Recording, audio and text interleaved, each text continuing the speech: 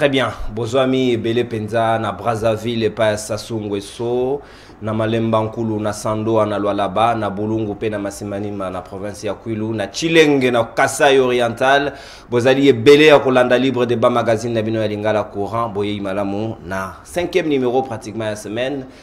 Libre débat, toko fungolango na breaking news, mais information na beaucoup c'est Sengel na bino bosimba ete mokonzi mboka Félix Antoine Tshisekedi Tshilombo mokolo ya lobby azwa ki des ordonnances ya yambo nommé ndeko Jean Mabi Mulumba lokola directeur général ya BCECO o ezali bureau central ya coordination.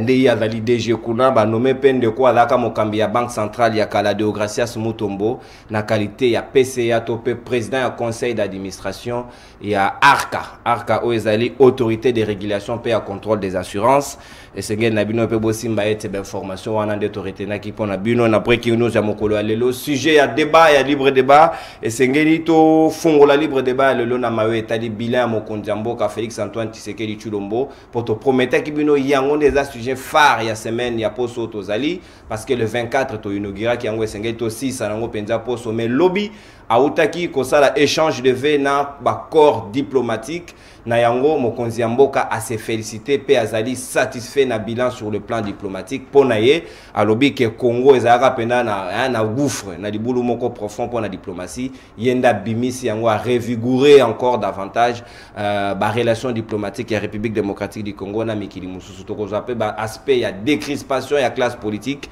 est-ce que classe politique ezali décrispé ba mususu balobi esalema ki mais un moment ezongi mususu ba John Numbi ba Kimi Libanda ba Kikaya bin Kalubi ba Kimi Libanda ya mboka ba kozonga te ba comme le quoi ba personne non grata est-ce que décrispation ya classe politique o ezaka moko pe ya ba mission ya CNSA est-ce que ko sale mana longo elongo bani to ko beta pe solo ya état de droit na social ya ba congolais tozali obena moko ya ba IDPS lelo IDPS honoré rendez-vous lobi obe bazaya kite mais lelo tozali na ndeko Flori Boatuka o azali habitué à libre débat ndeko Flori mbote na yo pe boye malamu mbote ndeko nono mbote na bako débatteur na ngana plateau mbote na bakongomani bisika nyonso bazwami mbote na mokonzi mboka Félix Antoine Tshisekedi Tshilombo na profiter na micro na yo na pesa su mbote na ngai na madame Ariel Luamba. C'est une jeune dame azali très dynamique ye moto azali kokamba dynamique Guilin Nyembo awa na ville ya Kinshasa et dynamique Guilin Nyembo ezali association to mouvement ya ba jeune na niveau ya Katanga ba sepela ki ba sangana autour ya ba idée ya ba vision ya ba capacité intellectuelle ya directeur de cabinet chef de l'état Guilin Nyembo pour ba mona lolenga ko accompagner pe lolenga na bango ya ko remercier mokonzi mboka nde a élevé digne fils ya côté na bango mais dynamique comme ko panza na siko na ba province nyonso batu nyonso pe bilenge bandimi ko accompagner directeur de cabinet ya chef de l'état na profiter de sous ndeko nono pona tombela merci malamu na ba président cellulaire nyonso ya UDPS na ville ya Kinshasa dynamique ya ba président cellulaire et botamaki na collectif obino bosaki activité le collectif plutôt collectif ya ba président cellulaire botamaki le 19 janvier ndepa itu sangana ki poto solo la matali biso matali parti pe total lolenge ya ko soutenir sous davantage mokonzi mboka et surtout ko ba élection ezako se pointer à l'horizon.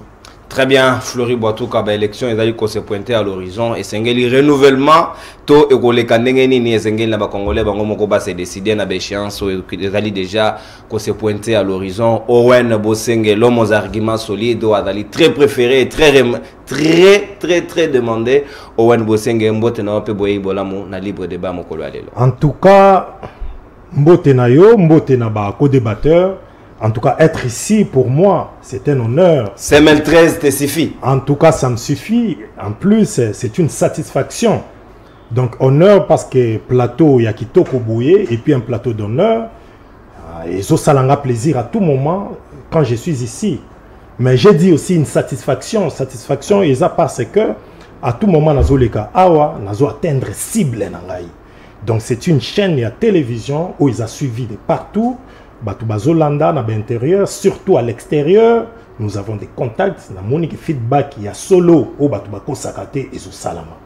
En yango dans le baki, c'est un honneur pour nous na plateau ya kitoko et puis une satisfaction na tozo atteindre cible na biso na chaîne oyo. Na ngaki na lobelo komoko ya muke par rapport à breaking news na yonde na lundi na yoki makambo ya nomination ya Mabi Mulumba au chef de l'État sali en plus na Deo Gracias mais regret nanga ezali bitumba otozo bunda eza pour na renouvellement de classe politique intellectuel et les capables dans ces pays ezaka ba Mabi Mulumba na ba Deo Gracias motombote na sens où on a biso toza bato pouvoir te je suis de l'opposition bandeko nanga ba Flori Batuka on est des amis bien que ma opinion tant que ces divergé mais j'aurais mieux souhaité Félix Tshisekedi amega kotala boezala neti bazola kisabiso nous tous biso génération simo tozoya classe politique ya sika tozoya nous sommes toujours des incapables on ne peut pas nous considérer à tout moment on doit recourir na ba Mabi Mulumba na ba Deo Gracias Mutombo et quant à ce nga nazo ba comprendre indignation nanga je ne suis pas d'accord nango mais la nomination Félix c'est subjectif. En tout cas, tu as accepté yango. À part yango biscuit asuka eza côté na biso na place commerciale ma campagne, mituka et vandi et belé na place commerciale ma campagne, tu apprenaki que eza délice sanga. Tu bi place commerciale ma campagne eza quartier résidentiel et que ça na ba grand carré vanda bongote et tia insécurité. Banque ya equity eza ka liboso wana, lelo batu okulu na toyoka kana cité et koti batu machette na moto ba komi ko menacer batu sima ba mituka wana, beaucoup de préservatifs ba masuba ça dérange. Nambudi lisusu bandeko na biso ba nambudi ba komi ko kata bango courant na période ya Coupe d'Afrique awa po bato terrasse ba pesa ka bato ya SNEL mbongo bakata courant po bato ba ko mina ba terrasse na bango puis ba bizali ya ndenge wana to condamner yango ezali malamu mingi te bato ya SNEL ya SNEL plutôt esengeli na bango ba pesa ba kongomani nyonso courant ba saela ngo lolenge longo bani boyo kana katena bato ya ba terrasse pour que bo handicapé bandaku ezali correct te bango bazali ba abonné na bino pratique wana il faut condamner ngo ba konzi ya SNEL ba ko yoka biso il faut renouveler la classe politique ceux qui bilenge ba ko mata en puissance il faut les encourager à monter davantage pour na ko contribuer na renouvellement à classe politique tozali pe na moko ya ba bilenge ya INER Union des nationalistes révolutionnaires azali na biso awa ndeko Jonas Champa mbote pe boye ibalom mbote ndeko nono mbote na ba congolais nyonso bisika bazwami bazali kolanda biso toye awa pona kolobela mboka na biso lolenge nini esengeli mboka ekambama lokola ndenge na lobaka ngona na français je pense bien que bako débatteur bako excuser nga à tout moment na koki koloba moi français na zongi pe yo fait ça en français ko ça la traduction qui tala lingala mo mbutu mbutu et puis ça désynchronisation to koye ba ko sala lango très bien Jonas Champa ouais reconnaître une nécessité est une chose la réaliser en est une autre donc ba konzi ndenge ba zwami wana ba yebi très bien que kosi sa pauvreté na mboka ezali moko na ba moko ya ba mission na bango et bazwami donc esengeli siko basale lango bako misango eloko moko palpable concret parce que mboka na biso ba yisa biso toza na ba richesse ebele mais richesse ezalaka matériel richesse eza eloko moko eza factuel eza spiritualité tokoki kozala te tovandi na classe totangaka toza pays riche pays riche pays riche pays riche mais finalement ce qui te koti na ndako ya ba congolais richesse ango to mona bango te donc richesse matérielle otoyo kaka ba minerais ba forêt ba nini esengeli richesse wana ekoma matériel congolais avandi boya lobi ngapende na za boye na za riche donc à profiter na richesse ya mboka na ye nzambe apesi donc kita ya mboka très bien ndeko Jonas Champa toko fongola balle sika wana moko ya ba IDPS ndeko Flori Batuka mokonzi ya mboka Félix Antoine Tshisekedi Tshilombo lobi asala qui échange de vœux na ba corps diplomatique ye amoni était azali très satisfait sur le plan diplomatique pour yalobi a côté pays na zone moko très sombre ndeye abimisi biso na bolili wana amemi biso na pole na mayo etali diplomatie yo po komona makambo ndenge mona mokonzi ya mboka bien évidemment d'ailleurs déjà na ba émission mingi tolobelaka yango sur le plan diplomatique mokonzi mboka salaki musala ya makasi et puis il faut qu'on rappelle que azongisi comme à la coutume hein, chaque année depuis 2019 yomo monaki doyen ya ba diplomate alobaki yango le Camerounais oui a reconnaître yango lobby et c'est depuis 2019 ndé habitude en siko izongi il y a tout ça la ba échange de vœux et puis a reconnaître ki ba prouesse ya mokonzi mboka ndeko non faut que ça la ba congolais te mboka na biso uta maréchal Mobutu uta maréchal Mobutu mboka na biso et ayaki suna ba considération mingité na niveau ya international et puis oyebi tango za na ba partenaire ba tiaka pe misolo ekendaki na ba détournement na ba corruption, c'est-à-dire image ya mboka ayaki malamu te wana bato Kabila nde basalaki banda maréchal Mobutu tango Mouzé Kabila ekoya et puis tango Joseph Kabila ekoya ye a foncer sous davantage parce qu'il faut qu'on rappelle que to komaki na période oyo ba ambassade na biso ba na barrière ba ambassadeur bazana ba condition de Flori Batuka na kata malobate na logique ya ceux to bandi na période de maréchal Mobutu ndeko Etienne Tshisekedi Nkondo Etienne Tshisekedi ye pas aka moko ya ambassadeur ya RDC na Maroc donc ye pas contribuer ki na ba isolement diplomatique non yebi na kata mboka ndeko non na kata mboka c'est le chef de l'État qui donne l'impulsion. C'est le chef de l'État qui oriente. C'est le chef de Yango Moni Kondo Etienne Tshisekedi wa Mulumba à un moment donné à l'obaki tout élément. Pourquoi? Parce que au Yébi il faut qu'on rappelle na bakongomani bango na gouvernement Mobutu bazalaka ba ministre na ambassadeur Pambate et il faisait des propositions. Vous rappelez makambu ya rédaction ya manifeste en télé au balaxaki Mobutu que toko ko même mboka na direction oyo. Toko mais quand ils ont compris que maréchal a okenena bango ndenge wana te, maréchal a changé te, maréchal a si a côté na logique ya dictature et dictature que tout au geno soke la boye, bazaki ba position na ba on dit ils étaient courageux à l'époque na ba années 80, ba c'est décidé bah 13 parlementaires bah bimi bah lobino toké ko sala to bimi tout ça la opposition et puis to bundisa maréchal Mobutu pour développer ça ils ont réfléchi ça depuis années 80 tala lelo oyo toyo ko kuma na makambo ba élection makambo ya ba alternance tout simplement parce que il y a eu un combat avant mais il faut qu'on rappelle sur le plan diplomatique ndeko non et moi quand biso tant maréchal Mobutu vers les années 70 à celle ba déclaration à lobby et je ne suis ni de gauche ni de droite ni au centre nous avons Mobutu a kenaki déjà pas ya ba asiatique na ngambo ba chinois ça dit que lokela biso mo ba problème mingi na communauté internationale na bandeko ya nani ba coopération katani ba structure ba coopération structurelle ya avec les institutions de Bretton Woods de katani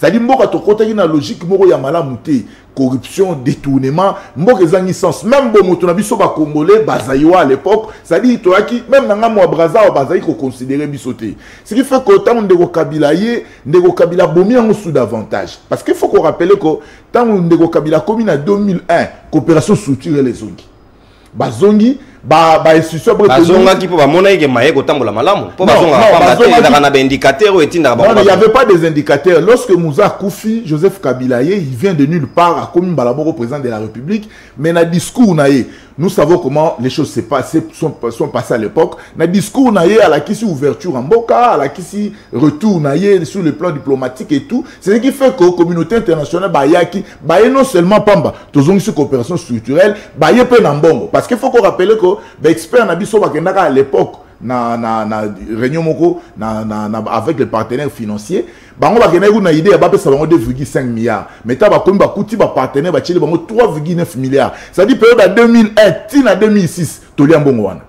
mbongo wana ekendaka ndenge wana rapport à malongo esalema te or bayaka mpo barenforcer administration barégulariser situation ya baenseignant ya ba fonctionnaire de l'état mwa baconstruction ya baécole bahôpitaux ça dit que comportement na biso kaka ezongisaki biso to ezangisaki biso esika malonga mokonzi ya mboka ntango aye tala ndenge asali il a montré au fait sa volonté à lutter contre la corruption et le détournement. Parce que c'est ce qui c'est chaque fois makambo ba reprocher à biso ngana ndeko non.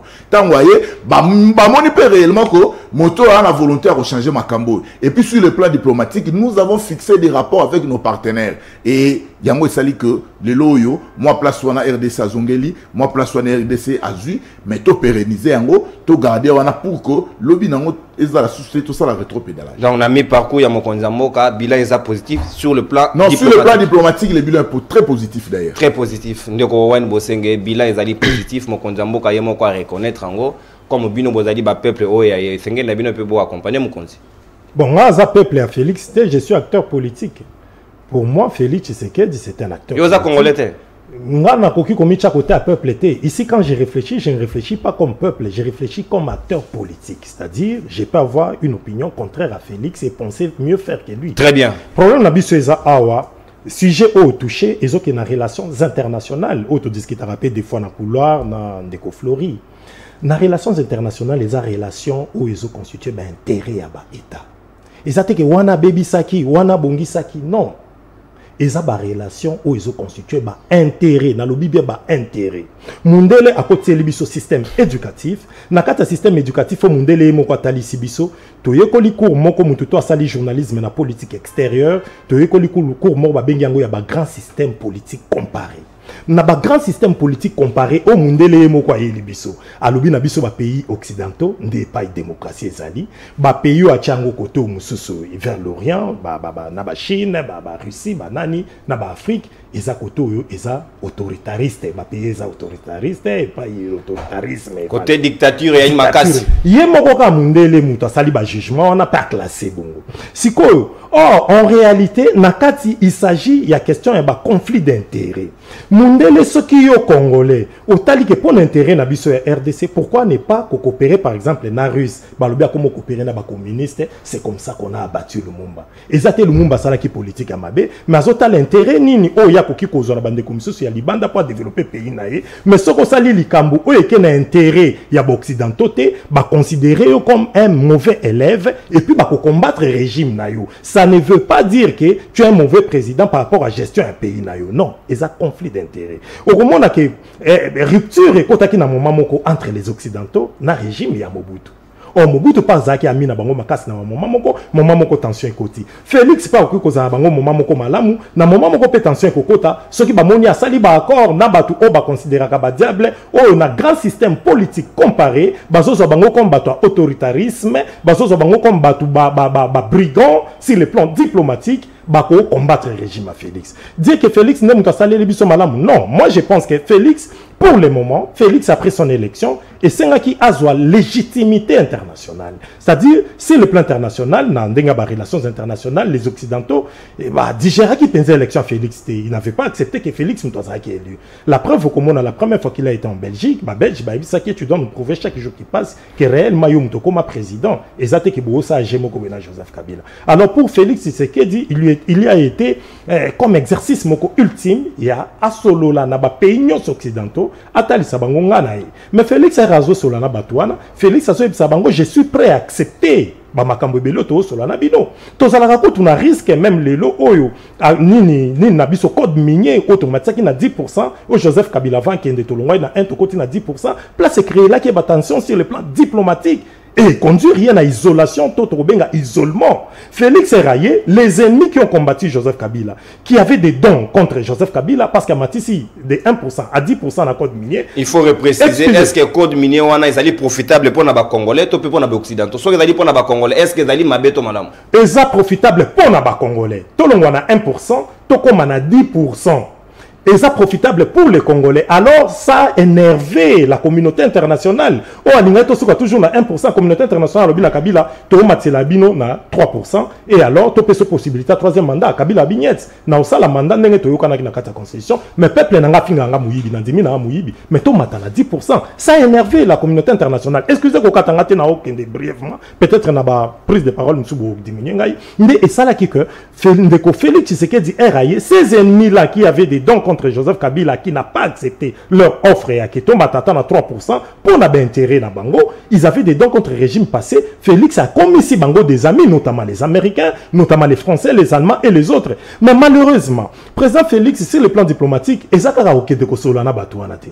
ça ne profite à rien au peuple congolais. Si le plan diplomatique est américain, Américain, Maloko, comme vice-président du pays Nabiso, ça ne suffit pas. Important, ces alliés, il faut capitaliser le contact diplomatique, notamment, le peuple congolais, mon investissement, mais jusqu'à présent, pendant que le président Félix Tshisekedi a sali, voyage bébognon sur le président Félix a sali, jusqu'à présent, retombé nango, et ça encore palpable, la population a sentir jusqu'à là.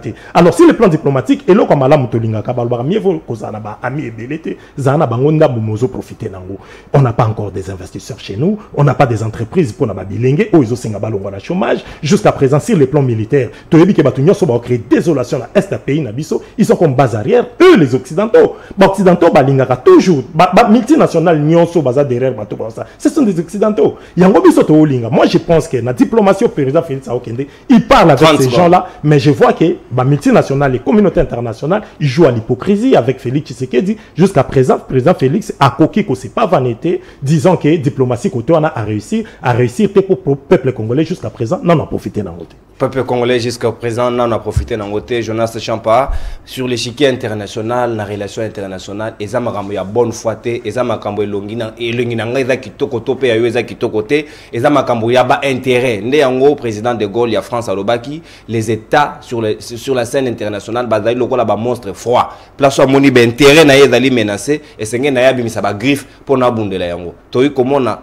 diplomatie au Félix Antoine Tshisekedi Tshilombo ako mema pona mboka. À tout moment, ils allaient profitable pour les Congolais. Tout à un moment où on a commis menacé, à courir comme ça va griffe, naïe pour que profiter les Congolais. N'est-ce Joseph Kabila Mekaki na souka ya mandana. Ils allaient possible. Non. Et sengeli toi bisa ba Congolais que Mokonzi Mboka azana 5 ans de gouvernance. Na kati ya 5 ans, et c'est à consommer misato. À consommer misato. Je prends la globalité au fait du quinquennat présidentiel. Azana 5 ans pour la gouvernance. Nakati a 5 ans, azana ba action et belé, na ba secteur et belé où ils ont concerné via nation où et sengeli a mené. Lorsque ils ont s'engager na secteur X et sengeli ont inscrire ba action na yo pour la durée à 5 ans. Parce que mandat politique ils ont dompté. À moins qu'ils aient la don, il y a que vous assuré que prochain mandat n'a pas gagné. Comme ça, vous pouvez inscrire le projet et belé sur le long terme. Mais sinon, le projet est à la délimité dans la période de 5 ans. Ce qui fait que quand vous posez l'action, avant expiration du mandat, déjà le peuple a récolté les fruits. Il y a une action. Au moins sur le plan diplomatique. Tant Mokonzi Mboka a joué la diplomatie, la diplomatie peut et permettre à Mboka de gagner un challenge international.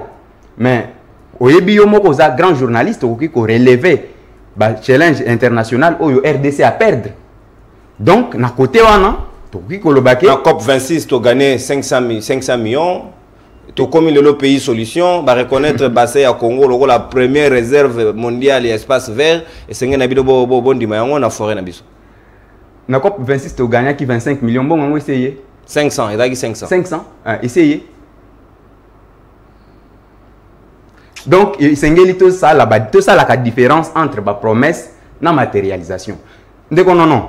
Mboka et Tonga Makanaba, au fait, les pays ne se construit pas sur base des aides extérieures. C'est ça ce qui fait notamment la force d'une nation. Les pays se construisent sur base des fonds intérieurs d'abord. Parce que aussi longtemps, vous resterez main tendue, comptant sur les investisseurs, comptant sur les institutions de Bretton Woods. Une fois les contacts diplomatiques seront brisés, vous serez en difficulté.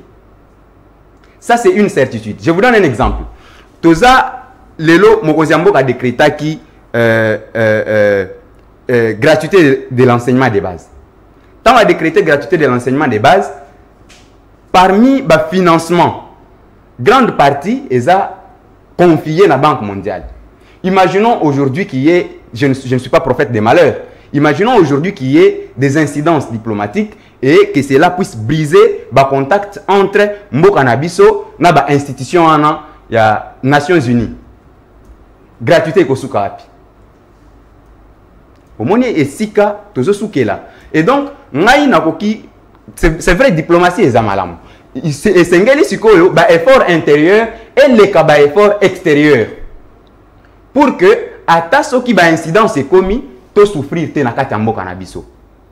Très bien. Ndeko Flori Boatouka awa ko Jonas a émettre ba crainte na ezali di reste légitime ndeko Wen.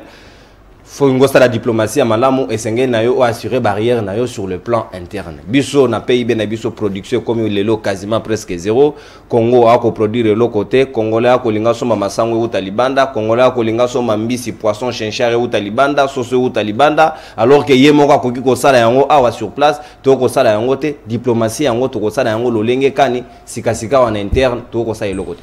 Ndeko non merci pour la mutuna mene Ndeko Jonas, vous savez intellectualisme tout intellectuel les alaka exercice et esprit ko tikalaka posture à critiquer te ta la démarche mokonzamboka nango tu peux accorder aussi une chance obi na démarche oyo to souke la boy parce que il faut qu'on rappelle boy Ndeko Jonas na 2006 na 2001 na 2006 la communauté internationale a accompagné Gibiso na ba aide financière à hauteur à 60%.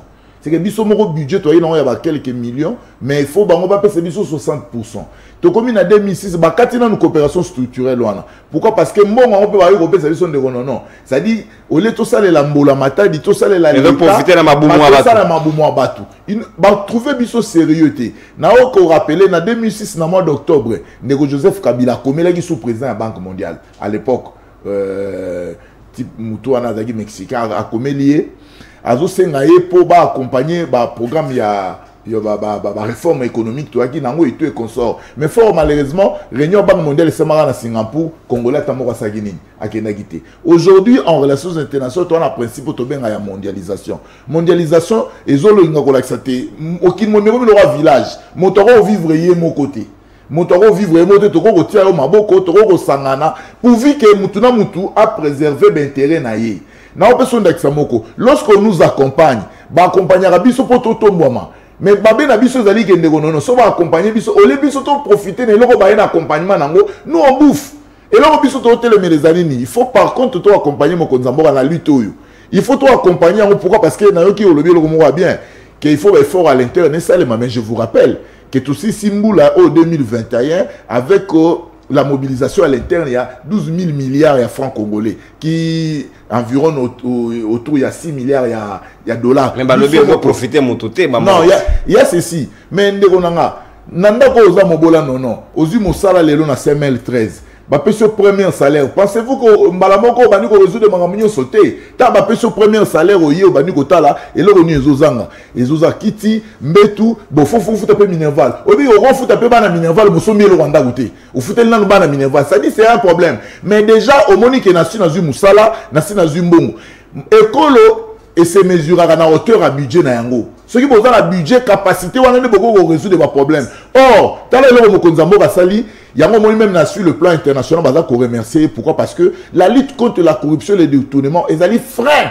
et de corruption et détournement ils allaient frein à développement mais ce qui les autres se maintenir na élan wana au moment que to koma na misolo to résoudre pas problème sous na ni ko lo ba ndeko ce qu'on tellement en gratuité oui que jusque là ba pesi sur la première palier qui est environ autour il y a 250 millions mais mbongo on a dit 800 millions mais yeba ngo ke mbongo l'état zo futa ba NU na ba non payé zaka budget na biso ezaka budget na biso siko to tala avec l'accompagnement ya ba paya nengeni to koki ko améliorer puis na force to ça la mobilisation à l'interne biso moko peto tombola nkita na biso na banza ko eloko zali plus important ici faut que ça ba kongomani ndeko wen oyebi tant que dans les relations internationales aux humains bakou wana malamu lo ngai so tu vas na table de négociation de non il y a ce qu'on appelle la dissuasion et s'inviter à la table de négociation ça dit va contrepoids et aka mais biso mboko na biso yo biso mboko na production exalité 18 ans Totara 18 ans to problème monsieur Mobutu kufagi mais bandeko Joseph Kabila ils ont fait 18 ans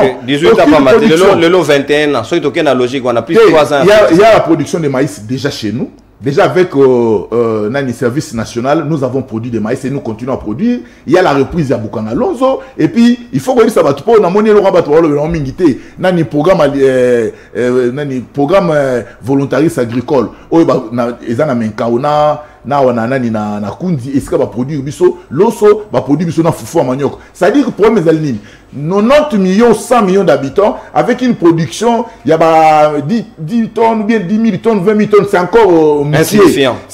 Il faut par contre peuple s'approprier la action oyo pour toi accompagner batona parce que oyebi na mboka na biso ndeko nono moyibe sili na muté ba détournement sinante bato pe balingi mboka pe basili nanu. Vous imaginez que tina mboko ya lelo 60 ans après un état, il y a les gens qui détournent l'argent à l'état librement, atambol nepe na mboka accueilli pas zongi. Et je pense que démarche Mokonzamboka accueilli na yango sur le plan diplomatique, ben fort ezali et belé à fournir, mais le plus important ezali tozongi na scène. Toujours participer lelo na ba séance à plus haut niveau. Et ma représentation à l'Icolo, tout ça va bénéficier, puis dans ma cambo, c'est qu'on bénéficier parce qu'il faut qu'on rappelle que les 5 dernières années avant mon Konzaboka Koma, RDC a participé dans la bibliothèque. Parce que Joseph Kabila a eu une réunion internationale. À chaque fois, soit commis dans la séance, il ne faut pas rappeler au sein de l'élection colonie. Mais pas dans le droit de l'homme égalité, pas dans le guerre égalité dans l'Est. Ça dit qu'à un moment donné. Je vous dis c'est faux. Il faut qu'on reconnaisse un peu l'effort. Non, je vous dis que c'est faux. C'est faux. Dans le binayo que Moussala et Salemaki mais la négligence c'est belé dans le temps où il y a Kabila. Il y a un moment qu'on a Timbi taureau par les cornes. Nous avançons et nous pensons que Bisson des peuples il faut que s'approprie dans l'action Oyo pour le lendemain la Bisso est à la meilleure. Le lendemain Nabiso est à la meilleure. L'espoir fait vivre ndeko Owen Bosenge. Mokonzambo ka Félix Antoine Tshisekedi Tshilombo. Ah et lobby ndeko lobby production en interne. Ezali na ngope mais ezali vraiment mingi te. Ce qui senge to matisa moi quantité et qu'on permettre biso to booster en interne. Question de nous affirmer sur le plan international. Question est que ndenge ndeko Flori à lobby naza d'accord en partie. Production à l'interne ezali. Biso to lobby te que production ezali. Production ezali mais impact. Il y a mon chef de l'État qui t'a rappelé. Impact des visibilité. Population zo palpango tazo mona ngote. Netalo balanga a masango babukanga lonzo. Ngana na mona na ngote nga. Oh, donc yemo vanda zo liango. Sikoyo yango to lobi ke impact nango. Impact nango au niveau de la population zo mona te. Na lobi na ndeko Flori, il m'a parlé de la dissuasion. Autrement dit, langage approprié dans le lexique diplomatique, babi rapport de force. Dans rapport de force, oui, tu acceptes rapport de force. Mais on a qu'on faire comprendre que ceux-là qui sont les plus puissants, biso autos asima na bango, à tout moment qu'il y a des discussions, il faut toye bako séduire bango dans le langage na biso, dans le sens que o balaka ki bako kisa. Ba allemand balaka biso combien? Ba oya na projet moko eko s'élever na 40 milliards de dollars. 30 milliards de dollars jusqu'à présent. Où en sommes-nous? Bah, on sait bien vente à illusion. Est-ce que bazo bangate ba détournement ko sale maso ba yena mbongo ba injecter et ko kota na mabenga ya batu et ko profiter na mbongo. Et là on a le bas et président Félix a se féliciter sur le plan diplomatique, na loba ki na diplomatie ezalaka kaka ko kende ko solo laté. Et au solo il faut ba acquis ba aki wanande eko profiter la population de tout monde que diplomatiquement tale locaux et avantagé biso na sens ya boye na boye koloba ke Joseph Kabila nini be bazele na réunion ayete na uti ko salela bino moi historique awa kuna ba monaka bon élève o aza iyo ozopesa ba intérêt na bango. Tu as suivi le documentaire ya Alain Foka bake na mboka moko walikale bake kota la firme moko américaine des akuna. Il paraît d'exploiter kaba minerai na biso ya porter moko ya kosakanate et puis bazana aérodrome ba obimisango direct mais bimi sans contrôle la autorité congolaise. Alain Foka ake na quelques autorités na biso bazu mukanda ya présidence de la République pour la kokende ko sala mo inspection na firme wana ba beta mo tout ba isi bango nyati bo kotate. Malgré document à présidence, firme wana ba américain et autorisé bangote ba. Donc puissance moko bo s'installer na mboka Alain Foka leli na impuissance ba konzambo. Alain Foka lobi au Congo dépendant. C'est-à-dire par là il voulait dire que si on était réellement indépendant, ce qui est en abisso, ayeba qui bien que tu as un rapport de force face aux Américains, comment tu as Makambu, les Américains, les lots, Babomeli Félix Moto, pour Félix Azope, ça, oyo bango bazan ango besoin, intérêt na bango, yango to ba relations internationales, les relations ba intérêt des États, yango moni, Makambu ya vérité des urnes, États-Unis a tourné les dos, les communautés internationales, notamment la France et les autres, Martin Fayou na minito, ba tiki na isolation. Or, bango babanda qui sujet wana.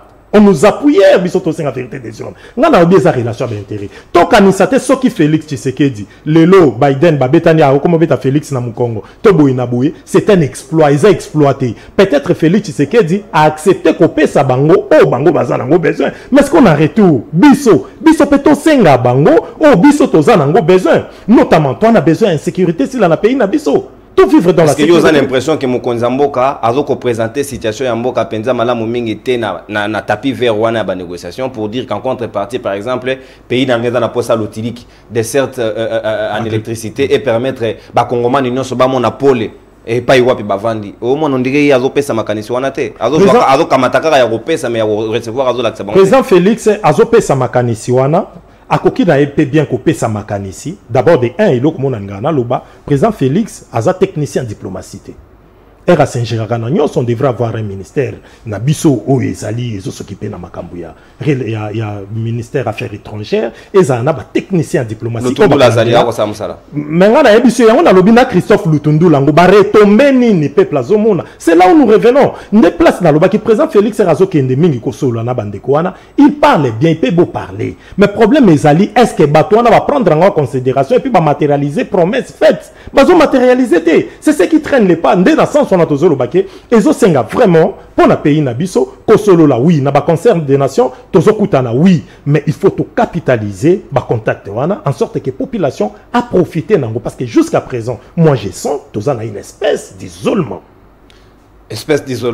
Jonas Champa awa ko soki boke na table de négociation et sengen na bino bo trouver consensus na consensus faut moninga mususu a perdre moke yo pour perdre moke pour na bo gagner bino nyonso elongo est-ce que Congo est razo que ne ko négocier via Mokonzi Mboka Félix Antoine Tshisekedi Tshilombo vous avez l'impression on dirait tozo ko gagner tozo ko perdre mingi ko le kabaninga basusu mingi to perdaka parce que depuis Mokonzi Mboka Zali et sengelaki bazwa ata loi moko na niveau ya parlement et contraindre les exploitants miniers bakoma ko transformer ba minerais na Congo pour epesa misala na ba congolais mboka nini oyo bakoki ko banda ko exporter ba minerais à l'état brut ça ne profitera pas aux Congolais na lingina yebisa ndeko Floriboye omoni eloko babengi constat ya développement. Il est vrai que Mokonzi Mboka c'est le citoyen le mieux informé de la République. Azana situation il y a ensemble Mboka na biso mobimba. Mais ce n'est pas à lui la primeur du constat du développement. La primeur du constat du développement revient au peuple. Parce que l'élo, ce que tendre micro na yo, na ministre, na proche moko mutumoko membre de l'union sacrée akoye bisayo ke mboka etambola malamu alors que soko zu même micro ou accordé ngo na peuple to bi makaka na coin a discours eko changer siko à ce niveau là quel message on peut accepter, quel discours on peut accepter? C'est le discours du peuple parce que les actions ne profitent pas aux autorités mais la première des actions appartient au peuple. C'est pour le peuple que le chef de l'État est censé travailler. Na linga siko na lobaboye omoni eloko babengi alternance. Alternance et ça changement ya ba joueur té lokola na match de football Messi à côté ou abimi ba côté si ou abimi ba kambo à côté moko muso abimi non ce n'est pas ça ça c'est ce que moi je qualifie na benga ngo alternance ya forme hein na ndenga libanda bazui muto à côté muso so abimi alors que alternance oyo na contexte congolais et sengela ki za la alternance des fonds et ça c'est basé sur développement progressif. Et puis, dans le développement progressivement, il y a une technique, une stratégie, une méthode, une approche bien formalisée, et sengeli bacha en pratique pour que Mboka et Bonga. Ndeko Flori a lobby les cambo ya corruption. Est-ce que Ndeko Flori les lois koki koye bisabiso sur base de quoi ba député bakoma bango nyonso na union sacrée alors que ne bandeli baloba sur base ya vision ya Mokonzi Mboka benga bango eza bongo te mais eza na ba député baloba ke bazwa mbongo bazwa ba $1500 pour adhérer na union sacrée. Papa Molière merci pour la complémentarité 15 000 et puis dans l'ingénieur ça Ndeko Flori que na kati ya hiérarchisation de preuves na droit aveu ils ont moyen de preuve par excellence. Mouto a déclaré en haut, à membre de la chambre, à l'obit aux $15 000. Et donc, est-ce que tu peux croire na eloko babengi lutte contre la corruption? Non. On ne croira pas. Namboka Oyo, conseiller ya Mokonzi. Azo se retrouvé na kati ya masolo ya détournement. Détournement Namboka na biso tout ça là 1 mois té. Sans que tu aies un détournement. Mais là, péché d'investisseur, Bayana Lomba a faire croire que Natango Kabila, Bazalaki, diable, Bazalaki isolé pour la corruption. Alors, ce qui Natango Kabila, ils étaient isolés pour la corruption. Alors, 3 ans après, le pays pouvait avoir ne serait-ce qu'un seul secteur, Oyo, ils ont déjà développé, ils ont côté élément, ils ont tambola. Alors, il y a la production de Massango. Massango, ils ont la rapide. Parce que le long na Kinshasa, awa, école à Massango, ils ont été na 1900 francs congolais. Alors que 3 ans après, en 2019, école à Massango, ils ont 800 francs, 1000 francs congolais. Qu'est-ce qui a fait, au fait, les triplements, les doublements, au fait, des... Donc, ils ont démontré en partie que 40 c'est allé sur le marché, production on est allé à l'Okota. Donc, production, toujours au Congo, mais toujours mon athée, alors qu'il faut qu'on puisse palper cela. Il faut qu'on puisse palper. Pour ndeko Floré alobaki awake nakati ya mboka nazaki d'accord na première prise de parole nae alobaki nakati ya mboka eza mokonzi ya mboka nde apesaka impulsion na ba action gouvernementale. Lorsque mokonzi ya mboka alobi ayebisi biso kisalome banda nasuka ya sanza azo yebisa biso nasuka ya mbula plutôt azo yebisa biso azo constater faiblesse de pilotage nakati ya gestion ya ba projet gouvernemental apesaka impulsion toté eza mutuna na mituna apesaka impulsion toté lorsque azo constater faiblesse à pilotage.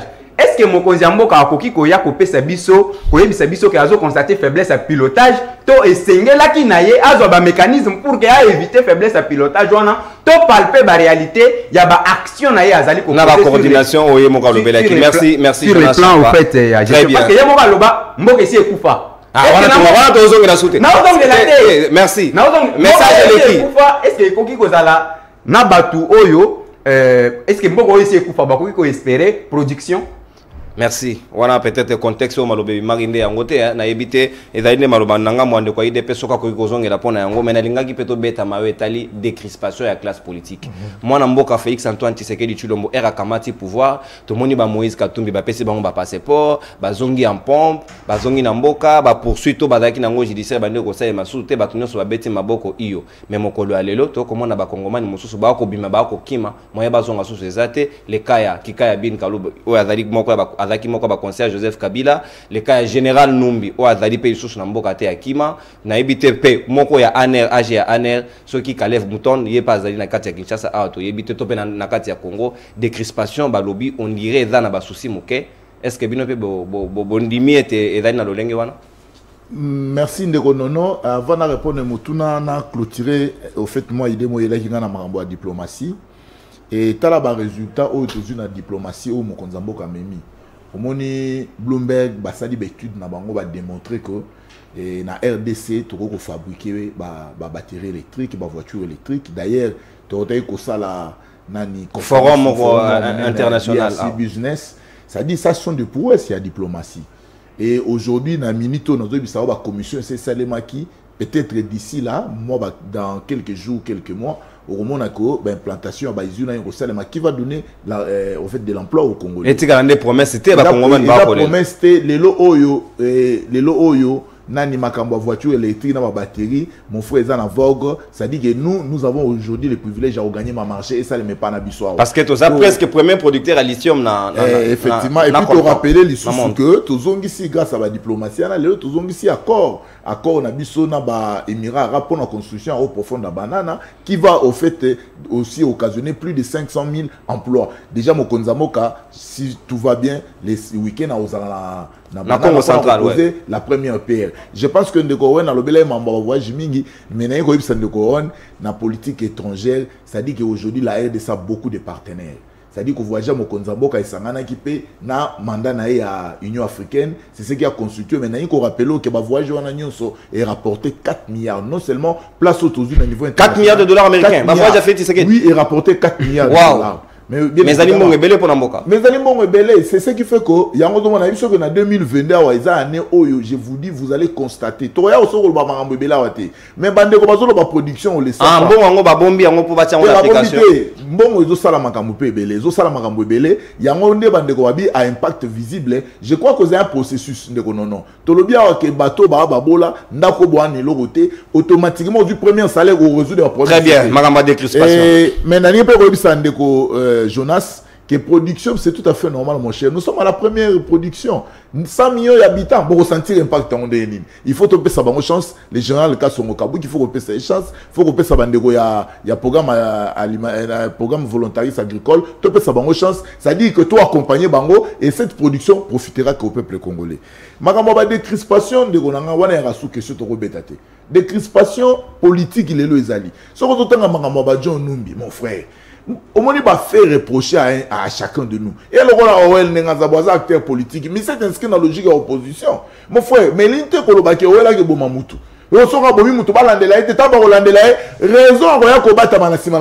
c'est parce que le régime a sécurité, c'est parce que nous avons combattre l'UDPS. Non, ça dit que va faire reprocher à Batou. Bini Kinka il faut qu'on rappelle à Congolais. Bini Kinka va convoquer pour que nous justifier makambu ya ba carte visa ou ezalaki lié na compte ya trésor public. Ça dit que lié au lieu que nous répondre à une invitation, il a pris la fuite. Est-ce que on a un problème? Fallait que nous sommes tout le monde ne commenter ta pogno. Azaki kutu libana mbok azongi confronté na justice. Les lois azasi. Mais ba immunité na bazongi c'est l'état. Non, ça c'est au moins problème mes années. Ils allaient ba procédure et tout contre eux au salema. Les lois oh mon frère, nous n'avons pas de prisonniers politiques que moto pona ba opinion na ye pona ba non. So on ni mutu aza politicien ba kanye. Ya tala bien assez. Azana likambo osongola sa nini. Asali. Les lois moni bande ko FCC au mona ka bango na ba plateau tout ça la na bango wa. Ils sont très hostiles dans le gouvernement. Ils critiquent na niveau nyoso. C'est-à-dire aujourd'hui la décrispation ezali déjà le ezali effective sauf que ba entendement d'interprétation na biso ndeko za les ndenge moroté mais le régime n'y est pour rien na kati ya makambo ya ba politiciens totiki mutu nyoso champ libre et expression démocratique ezo place na yango. Très bien Flori Boatoka Owen Bosenge babi ba prisonnier politique baza isosote fait Tshisekedi abimisi ba Edi Kapen mais en même temps kangi ba Jakindala ba o nani ndeko na biso ya journaliste ba kangaka nani mosusu wana Barnabé yepe azali na boloko ibabi aza prisonnier politique te pona mandeko ya IDPS basala nde bambeba nde yango baza na makala. Bon déjà nazo kota nango na yebi place wana o memingai excusez ngai nanga nazonga mwa muke na likambo bandeko balobela ki likambo corruption wana baki c'est irresponsable de continuer à faire la même chose ou s'attendre à un résultat moko différent.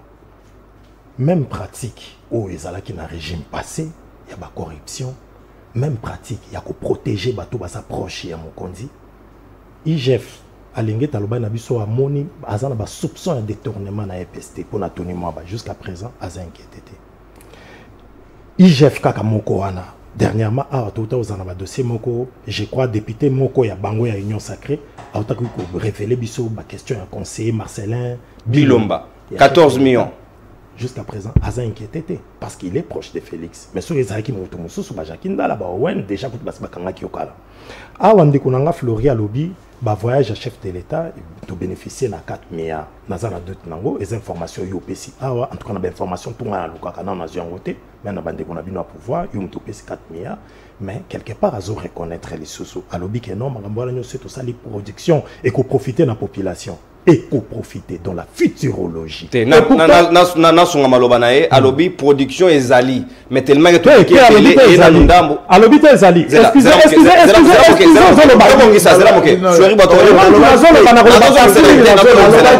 nous sommes à la première production, c'est tout à fait normal. Impact on est dans la très visibilité. Pourquoi? Parce que tous alliés est belé, mais dans processus nous devons accompagner pour que l'impact bénéficie.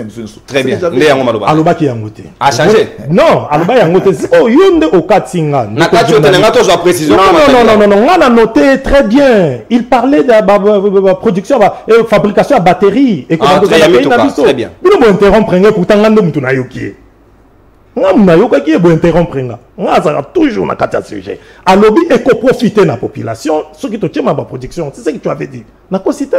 N'est la lobby qui est sa futurologie. Or, elle te parler du bilan, balobela kamakambo aussi to sali. Bilan balobaka ozo banza ko sala. Makambo akoyeba menga na yebi ke teme émission. Bilan mi parcours ya chef de l'état to na diplomatie to na makambo nyoso. Décrispation et dans na kati ya 3 ans mokonza. Et ça na kati ya bilan mi parcours. Je ça na ba pour c'est diplomatie. Je suis désolé que tu n'aies pas compris contexte to banda ko lobela débat. Yango yozo mema biso na futurologie pendant que nga na yebi to na bilan mi parcours.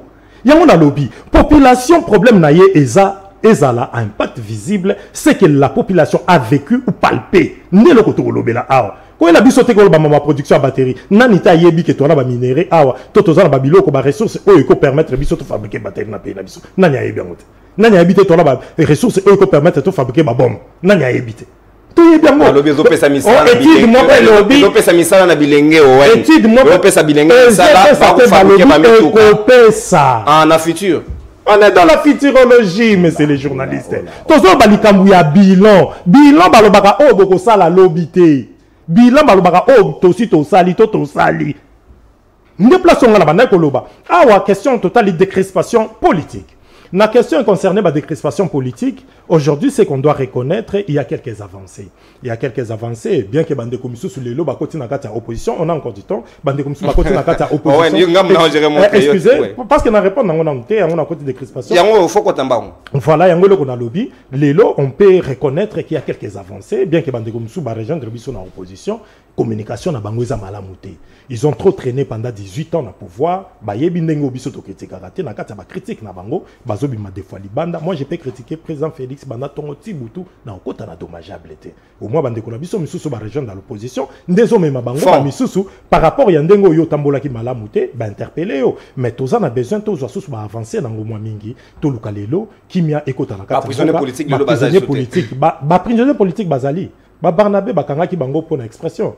Ba prisonnier politique jusqu'à présent bazali, bien que Jakinda na yoka ki ba relâché, mais pe bakanga ki ka pour l'expression. Allah bénéficiaire ya grâce. Nazo bisayo ke ito luka likambu o etal décrispation, ce qui a été disposé na accord à Saint-Sylvestre en 2016.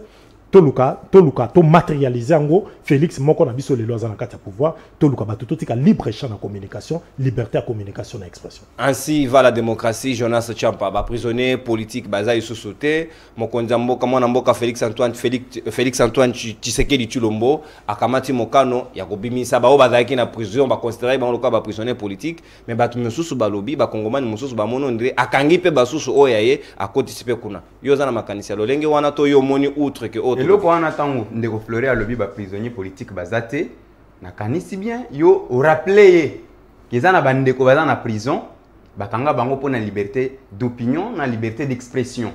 Déjà et contredire maloba ya bayi bazo bazali koloba que ba prisonnier politique basate. Na lingi na zongela secteur ya social hein na kati ya mboka na biso pour na bilan ya mokonzi ya mboka parce que la kaka biso akopesa ba congolais misala na kati ya dans les processus de la mise en place d'un système de production sociale qui requiert le plein emploi et ça na auteur moko britannique Lord William Beveridge a lobby tous en a 3 facteurs où ezali ko justifier chômage. Ya liboso ezali fluctuation ya demande, ya mibale ezali mauvaise circulation, il y a main d'œuvre kobanda secteur oyo na secteur mususu, il y a misatu ezali taux élevé des salaires. Ozomona que 3 facteurs oyo ezali réalité na kati ya mboka na biso. C'est pourquoi à un moment na yokaka mokonzi alobi esengeli ba revoir train de vie à population. Il y a une institution. Il y a une institution, excusez-moi. Et c'est qu'il va revoir train de vie à l'institution. Nini est bloqué, révision à la baisse, il y a train de vie à l'institution. Parce que Yemoko a eu un salaire n'a été. Alors que. Oui. Mais nous avons bilan. Alors que Montesquieu a loba dans une république, lorsque le peuple encore à la souveraine puissance, c'est la démocratie. Lorsque la souveraine puissance d'une nation appartient à une catégorie de la population, c'est l'aristocratie. Ce qui est au tali n'a qu'à la répartition budgétaire. Au comment on a que le fonctionnement des institutions ils ont 38% alors que emploi ils en a 0,25%. Donc alors que les recettes ne sont jamais mobilisées à 100%. Aux hommes, les recettes sont mobilisées en haut, na 90%, il y a toujours 90%, il y a toujours déficit. Ce que au moment de secteur emploi, et pour qui qu'on a 0,25% et pour qui qu'on souka na 0,1%. Alors, to qui qu'on le volonté on a ya kopesa ba congolais musale ezali, ezate parce que na mibeko na loi de finances va reconnaître en côté. Et donc, par conséquent, la suite logique est que la volonté d'accorder de l'emploi au peuple n'existe plus dans les chefs des politiciens. Si cela existait, la société où on est fabriqué ma batterie, on a mis la société nini, on est à na kanisi ndekonanga à lobby, et ça na futur, ndeko owen à lobby, et ça na futur. Alors que balia ka futur, c'est qu'on mange, c'est le présent. Na ligne na le belelo komoko. Au moins na kati ya gestion en moka, on ne peut s'inspirer du passé que pour corriger le présent et le futur. Mais lorsqu'on s'inspire du passé pour justifier les mauvais actes, alors on comprend que le pays va droit dans les murs. Le pays va droit dans le mur. Jonas Tchampa, Owen Bosenge, Flori Botuka. Tu as commis pratiquement la souka. Nous noté Michel Silia. Mot de la fin. Une minute est belé. Non, mot de la fin. On a pour nous ça va comme bilan et l'incolobate qui est positif ou négatif. Bilan est seulement toujours dans 5 étapes. N'engagez pas définir qui année, ni ni bossali ni bossalité, vous se posez ma vraie question. Mais mi parcours pèse à la. Vous se posez ma vraie question. Non, mais il y a un lobaté, il y a un toujours lobaté parce que bandego mingi va s'inscrire dans la logique opposition. Sur retenu mon bilan mon konzamo ça négatif. Or nakata bilan na biso banda toye ndeko nani nono to sali plus de 154 écoles construites et réhabilitées. Ba hôpitaux au compter en bisike ezali. Na ko compter na wana otangela wana ba école wana na ba EP oke oluka yango na ba ville. Nous avons construit et réhabilité des hôpitaux. Nous avons aussi jeté sur les rivières il y a République plus de 40 ponts. Merci. Et aujourd'hui, il faut qu'on rappelle que 44 ponts, monsieur Oteki, Koyana, Boma, Moussala, ils ont continué déjà au Salema. Et puis, il faut qu'on rappelle, nous avons augmenté les salaires à enseignants. Nous avons payé les 97 000 enseignants non payés. Nous avons payé. Ouais, c'est payé hyper, non, hyper, c'est tout à fait normal. Mais va réduire à 3%. Merci. Et puis, il faut qu'on rappelle que nous avons payé 6 000 médecins. Très bien, Flori Botuka. En tout cas, on conclut, comme déjà na souka, donc problème n'angezaka que dimanche nous a invité na soutien total ya Owen nous a présidé par Gogo Chambonafa na Papi Kamango tozala wana mutu nyonso apresiaka Owen tozana kitambo Babylone dimanche oyo to sola mambeta limboka et puis to se préparer pour la mambeta élection. Merci bien Jonas. Na lingina yebisande ko Flori que bilan ezalaka toujours négatif et positif. Il n'y a pas de bilan neutre. Ezalakate. Mais ce qu'on a levé dans les partant ya makambo oyo boyebisaki biso ke boko sala tout ça li constate au moni que ça limité par conséquent ils sont négatifs. On a constat na yo. Constat ya ba congolais. Merci Flori. Oui, na conclure. Na loba que bilan ya mokonzi mboka est négatif, il faut qu'on dimango pona nini parce que yemoko a reconnaîtra kiango. Na kati ya discours ya sur l'état de la nation. À lobby, quand on rentre dans le panier de la ménagère, de la ménagère, on constate que Jonas, vous êtes intellectuel. Non, mais c'est le merci Jonas, merci. Flori, Nabi, Jonas,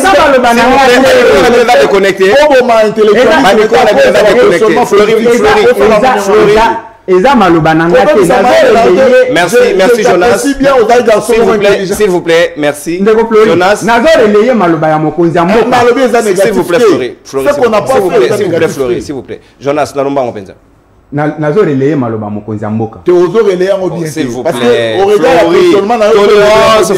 tolérance. Jonas, dernier mot aussi. Alors, tozali na moi kokoso. En ce qui concerne les perspectives pour l'avenir. Donc, il est PCP sur espoir. Selon le bilan. Mais bilan est négatif. Non, bilan est négatif. Bilan est négatif. Bilan est positif. Bilan est positif. Il y a est-ce qu'il y a le parcours est positif. Les alibes avancés belé.